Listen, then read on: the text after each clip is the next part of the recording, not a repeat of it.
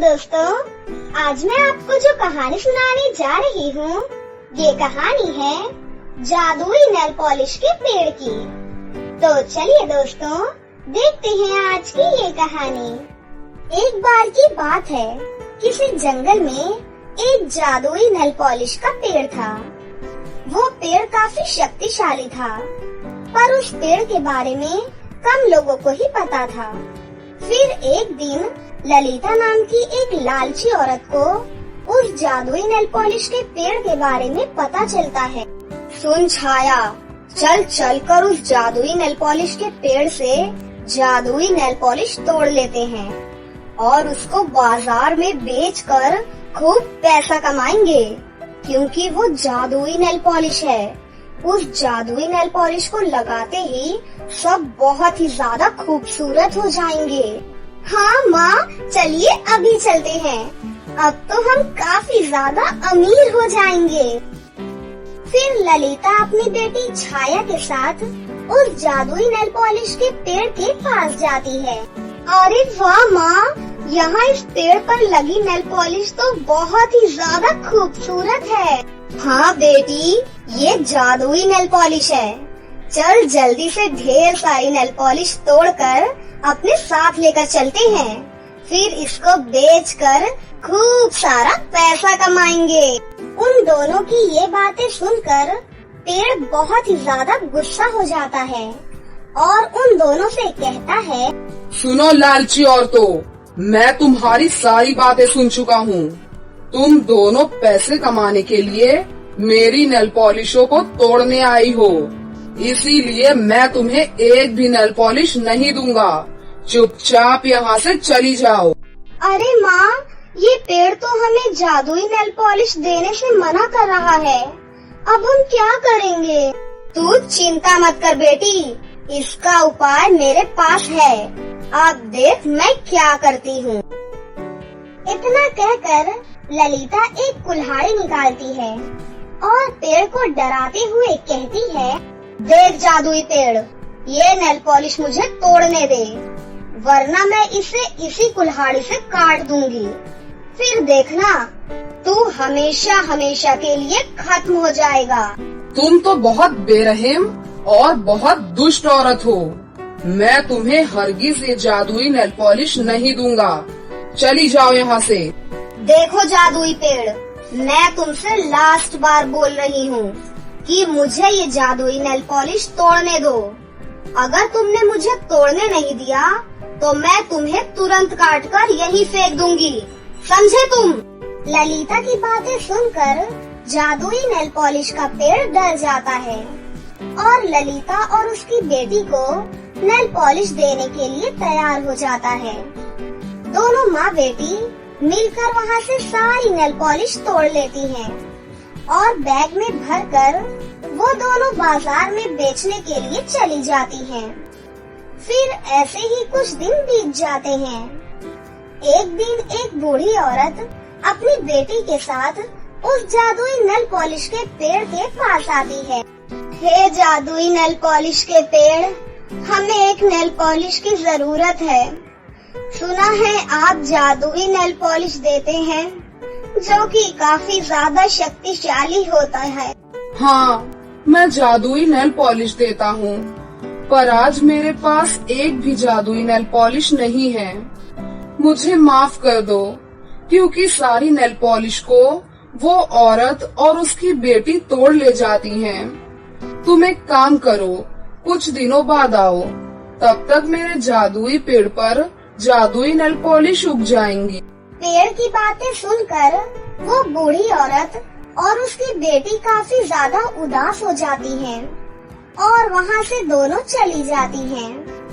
उन दोनों की मदद ना कर पाने की वजह से जादुई नेल पॉलिश का पेड़ काफी ज्यादा दुखी रहने लगता है। फिर कुछ समय बीतने के बाद उस पेड़ पर फिर से काफी ज्यादा नेल पॉलिश उग जाती हैं। फिर उसी दिन वो दोनों औरतें आकर सारी नेल पॉलिश तोड़कर बाजार में फिर से बेचने चली जाती हैं और खूब सारा पैसा कमाने लगती हैं। धीरे धीरे कई दिन और बीत जाते हैं।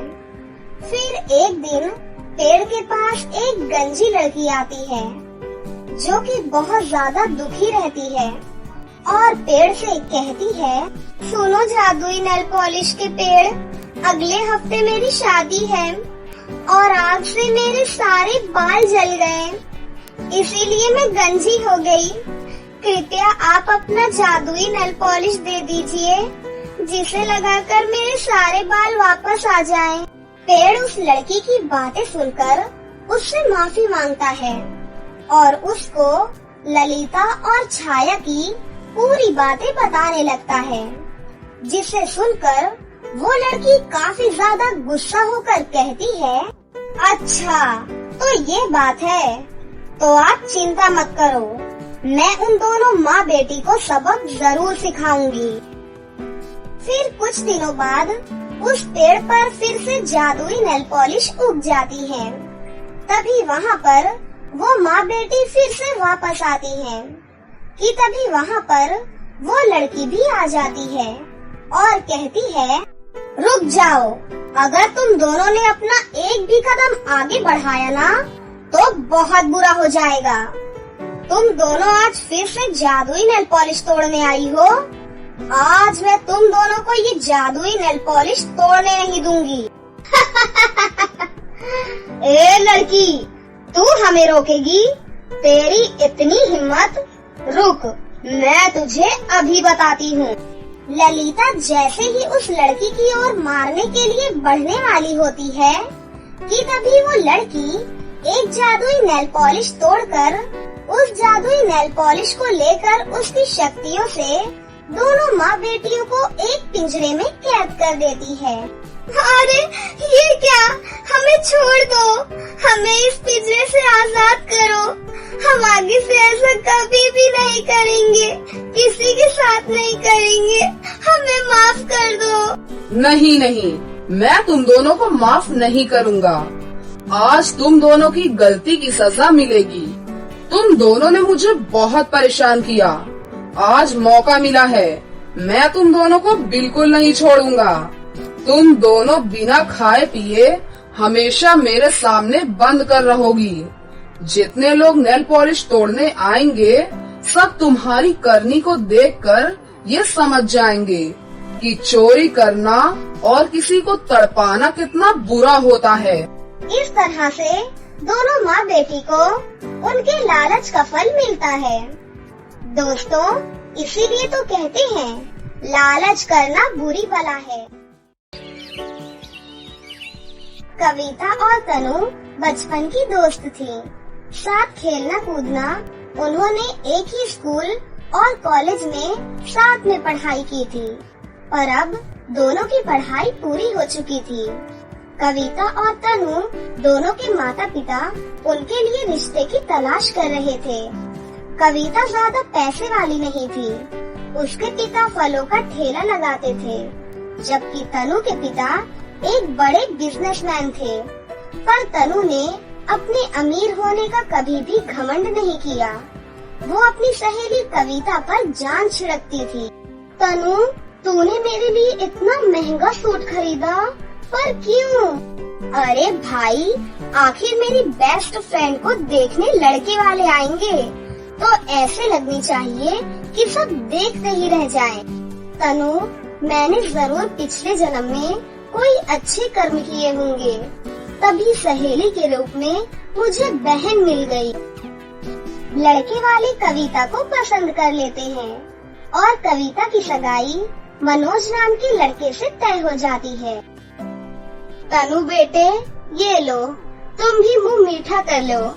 इस मिठाई पर सबसे पहला हक तुम्हारा ही है, क्योंकि तुम कविता के सबसे करीब हो। सुमन, लड़के वालों का फोन आया था। शादी का मुहूर्त 10 महीने के बाद निकल रहा है।